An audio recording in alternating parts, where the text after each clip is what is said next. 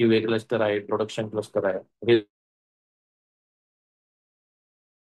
ईटीसीडी हा कुबरनेटिसचा core component आहे. तर तुम्हाला समजलं ईटीसीडी कुठे येतो, तर ऑलवेज ईटीसीडी कंट्रोलर मॅनेजर, क्यूबीपीआय सर्व्हर आणि शेड्युलर हे कुबरनेटिसच्या मास्टरमध्ये येतात, मास्टरमध्ये. ओके. आणि हे कशाने कम्युनिकेट आपण करू शकतो, क्यूबसीटीएल युटिलिटी वापर. ओके.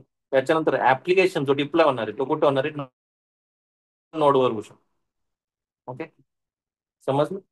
तर अशा पद्धतीने याचं कॉन्फिगरेशन आहे. क्युबलेट हे प्रत्येक सर्व्हरवरती इन्स्टॉल लागतं. म्हणजेच काय की ज्यावेळेस आपण कुबरनेटिसचा सेटअप करतो, तर सेटअप मध्ये आपण काय करतो, तर ह्या सगळ्या गोष्टी इन्स्टॉल करतो.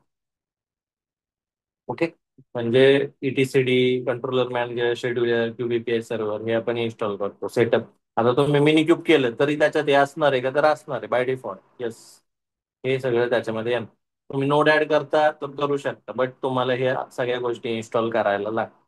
आणि मग अशा पद्धतीने तुमचं सेटअप चालतो की क्यूबसीटीएल तुम्ही कुबरनेटिसचा क्लस्टर सेटअप करता, मग तो मल्टी नोड असू शकतो, सिंगल नोड असू शकतो, 1000 नोड्स असू शकतो. तुम्ही ऍप्लिकेशन डिप्लॉय करता आणि ऍप्लिकेशन डिप्लॉय केलं की ऍप्लिकेशन कशाला, लोड बॅलन्सरला पॉईंट करू शकता की कशावर डिप्लॉयड आहे. आणि एंड युजर काय ऍक्सेस करणार आहे, वेबसाईट.